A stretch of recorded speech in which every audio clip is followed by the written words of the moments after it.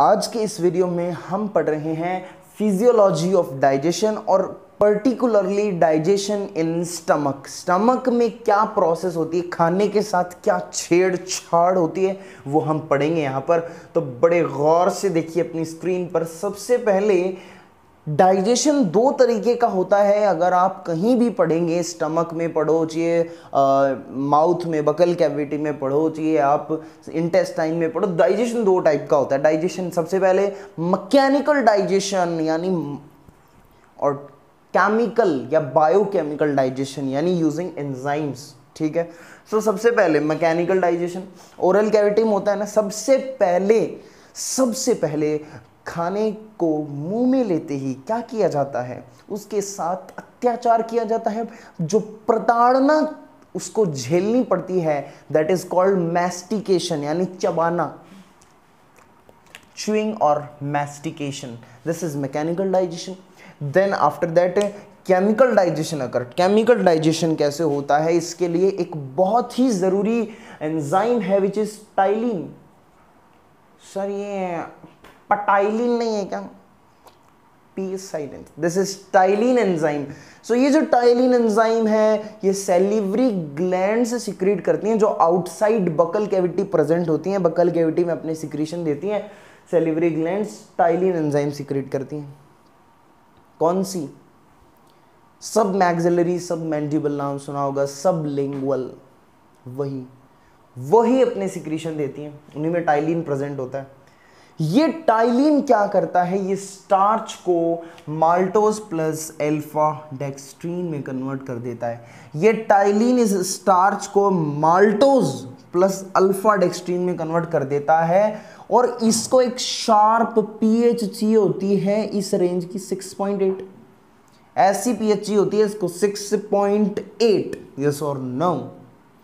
इस समय यहां पर सूत्रों के अनुसार हमारे पास बहुत बड़ी खबर यह आ रही है कि स्टार्च केवल और केवल 30% ही यहां पर डाइजेस्ट हो रहा है। तो आपके सामने एक बड़ा सवाल है कि बाकी का 70% स्टार्च कहां डाइजेस्ट होता है, वो हम देखेंगे अगले एपिसोड्स में।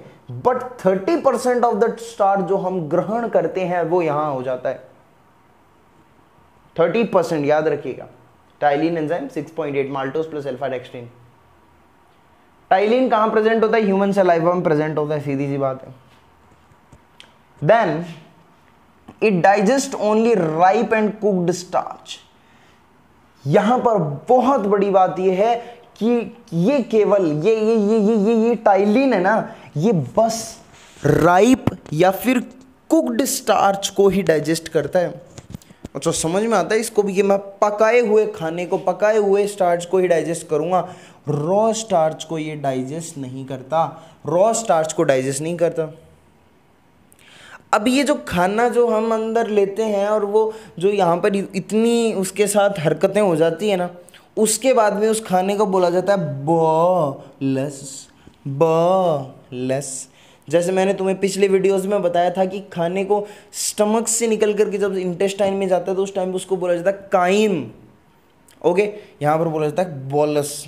ठीक है। अब ये बॉलस अंदर धकेल दिया जाएगा एक लंबे से कुएं में जिसका नाम है इसोफेगस।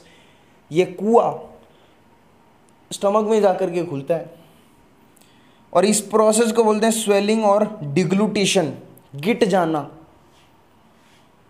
पेरिस्टाल्सिस एक प्रोसेस होती है जो इस कुएं में इनको मूव कराती है बॉलस को। ये पेरिस्टाल्सिस कैसे होती है? जब मैंने आपको कट सेक्शन बताया था एलिमेंट्री कैनाल का, जिसमें हमने लेयर्स पढ़ी थी ना, सिरोसा, मस्कुलरिस, सब म्यूकोसा, और उसमें मस्कुलरिस लेयर में भी दो थी ना, ICU, inner circular and outer longitudinal, ओला, है ना। तो मैंने वहां पर बताया था कि जब भी आउटर लॉन्गिट्यूडनल मसल्स कॉन्ट्रैक्ट करती हैं तब मोटी और छोटी हो जाती है एलिमेंट्री कैनाल, और जब इसका अपोजिट ले लो, जब इनर सर्कुलर कॉन्ट्रैक्ट करती हैं तब क्या होती है? लंबी और नैरो हो जाती है एलिमेंट्री कैनाल। तो ये पेरिस्टालिसिस होता है is progression of coordinated contraction of the involuntary circular muscle which is preceded by A simultaneous contraction of longitudinal muscle and relaxation of the circular muscle in the lining of the gut. Yes or no? So this is the digestion in mouth.